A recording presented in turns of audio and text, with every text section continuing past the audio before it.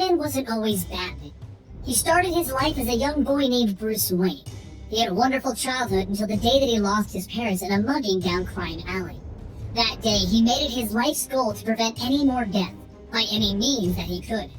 The family butler, Alfred, tried his best to raise Bruce like he was his own son, but eventually, Bruce vanished, and he trained with the greatest minds in criminology, martial arts, and the craft of detective, only to return and try his best to clear out all crime in Gotham.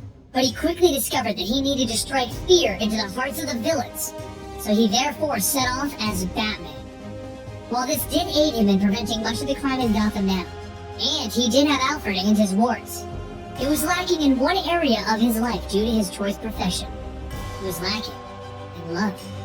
Our tale begins with Batman swinging onto the deck of a tanker. There's a young boy being held captive there, and he has 2 minutes to get in and get him out before the kidnapper returns and finds him. They've demanded $1 million in cash, but Batman is here to ensure that they don't get it. The power is quickly cut to the tanker due to the FBI trying to make their own move, but Batman cuts through the guards and finds the location of the young boy.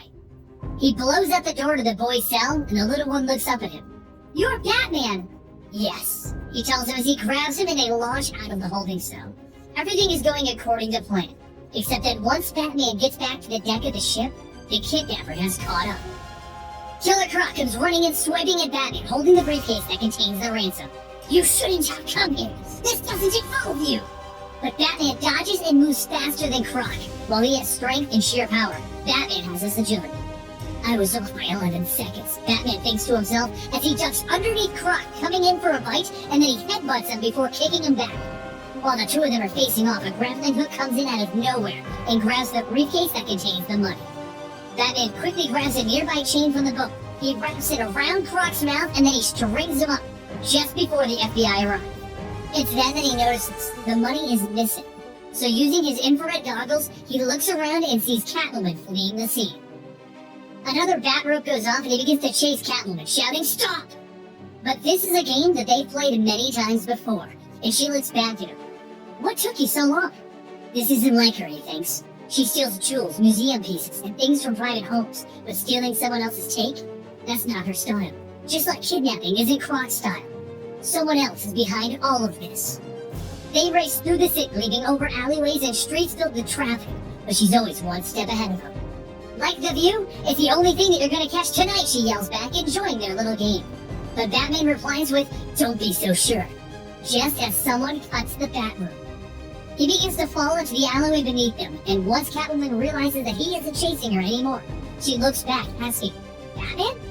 But he's busy, because there's nothing to grab onto, nothing to stop his fall, and no way to prevent what's about to happen. He falls headfirst into Crime Alley. Oracle comes over the comms quickly. "Batman, are you okay?" But he doesn't reply. She realizes that this is not good, as she can see heat signatures moving towards him, so she puts out an all-points bulletin to the friends of the Bat family. And the woman that answers is the Huntress. She comes racing in on her motorcycle, and she kicks the teeth out of the thugs that are there. She then uses her bow staff and slick moves, as she quickly dispatches every random thug that tries to approach Batman. She then calls into Oracle. "I'm done. Everyone's down."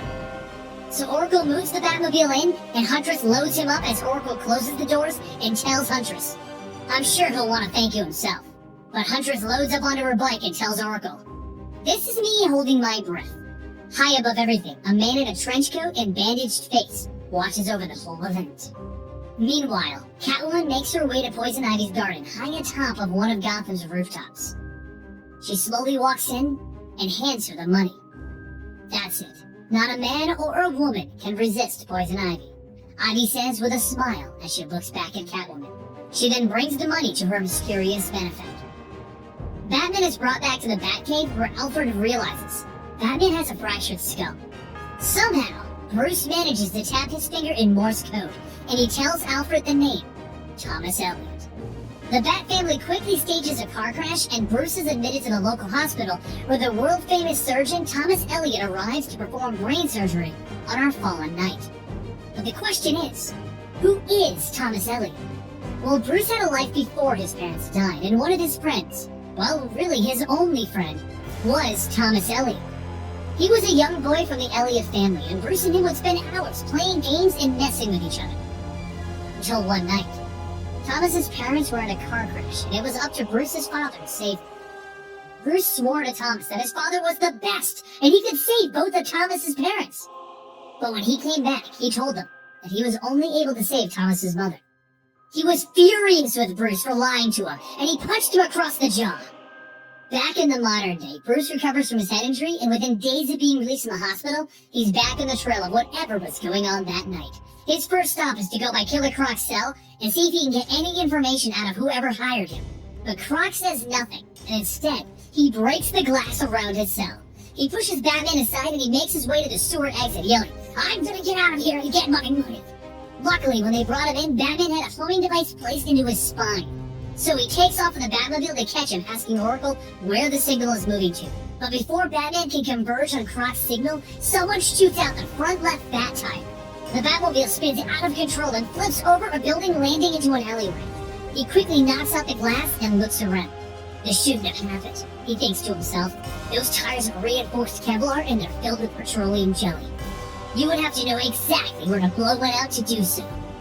Oracle begins to ask him if he's okay, but he tells her, "Whatever you do, don't lose Croc's signal." Croc, meanwhile, is scaling the building where Ivy's garden is located, and at the top he finds Catwoman sneaking around looking for something. "Hello, kitty." He steps in with the rain pouring around him. "I want my money!" And then he swipes at Catwoman, forcing her to fall back. "It was Poison Ivy," Catwoman tries to tell him. "Wrong answer. Poison Ivy contacted me in Arkham to tell me to eat your hands, and you beggars would not." He then grabs Catwoman, lifting her off the ground and licking beside her head. Catwoman tries to defend herself. "We've been set up. Ivy was supposed to be me here, and she used me to get that money." She then reels back, trying to get out of the range of Croc's mouth, and screams, "I don't have the money." So he tells her, "Then there's no reason not to kill you." But Batman's hurt enough as he throws a bat rope around Croc's mouth again, and then he launches a grappling hook into the nearby wall, throwing Croc out of the building. "The only way out of this, Croc, is to talk to me. Someone is playing all of us. You, me, Catwoman, and maybe even Ivy. You have to trust me, Croc." So Croc looks up at him. "Look at me! Look at what I've become! The money was to fix me!" But before Batman can get any more information out of him, the FBI arrives, shooting at both Batman and Croc. Batman says under his breath, "Idiots," and he takes cover, but Croc jumps up in their helicopter, only to find himself trapped in a net. As they leave with Croc, Batman stares into the night, wondering, who is behind all of this? Very few people have the power and knowledge to manipulate Croc, Ivy, and Catwoman. And while he's standing there thinking, the man in the trench coat and bandaged face is watching the whole thing from a distance. 6 nights pass, and Batman can't find any trace of Ivy, nor can he find anything on Croc. He thinks to himself that he will find it eventually. But Catwoman then arrives and tells Batman, "I found Ivy. She's in Metropolis, and I want to go there with you." He stands there silently. So she leans in, and she places her hands on his chest. "Listen, you saved me. You have more than once throughout the years, and I don't think I've ever properly thanked you." But Batman stands his ground.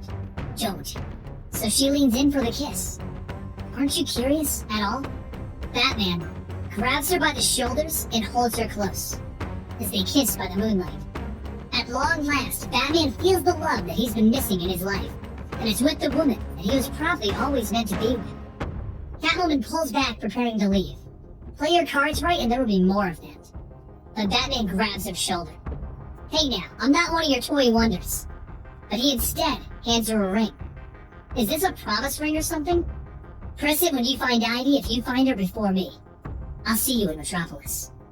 The next day, Bruce Wayne flies into Metropolis.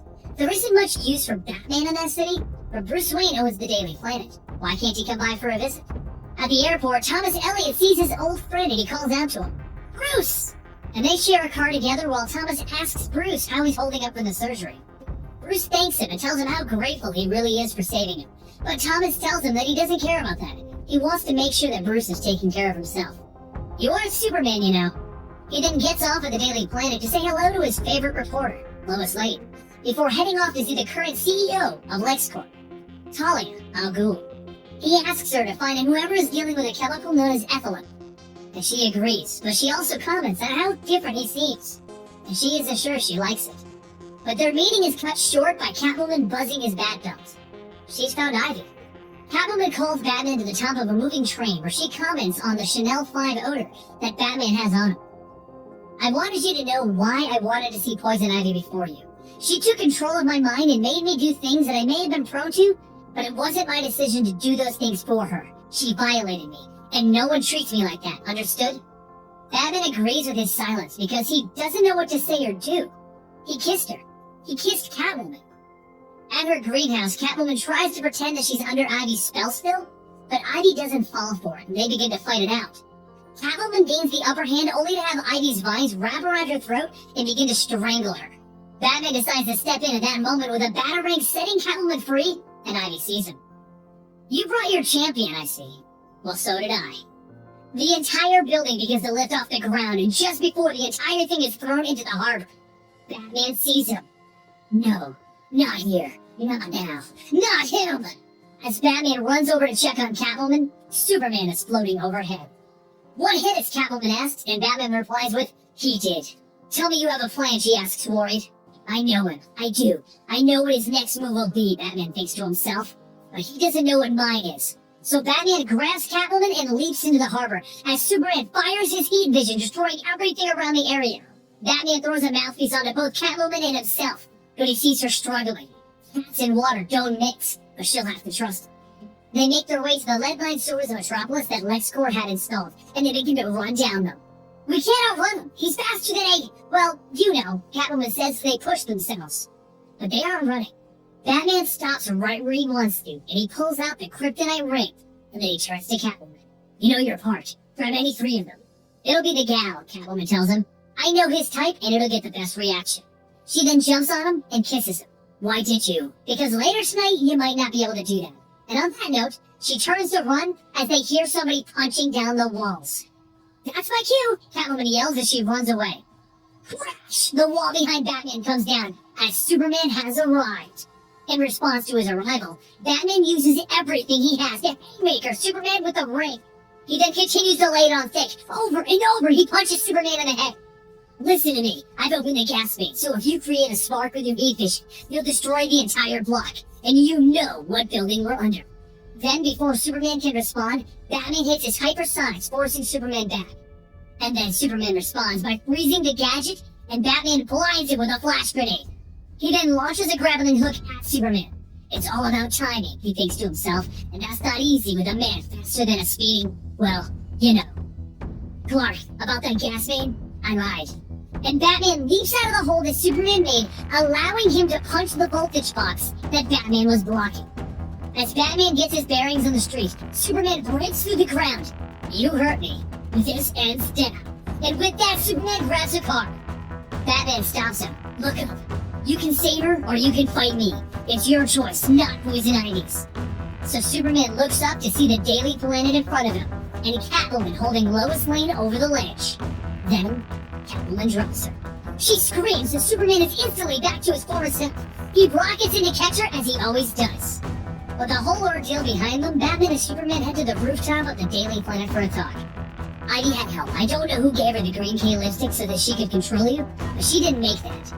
We need to find her, Batman tells Supes, and Supes tells him, I don't think that either of us can find her in time. But I do know someone who can, and I need a new uniform for my fortress anyway. So they get the one superhero that Poison Ivy wasn't expecting, and they use Crypto, the superdog, to track her down. Catwoman ends up knocking out Poison Ivy, and Superman looks to her. Was that really necessary? But both Catwoman and Batman tell him, yes. Catwoman gets to watch the dog while Batman and Superman have a chat. Superman tells Batman that he made the right choice by giving him the ring, because he's always the detective, and you're ever the Boy Scout.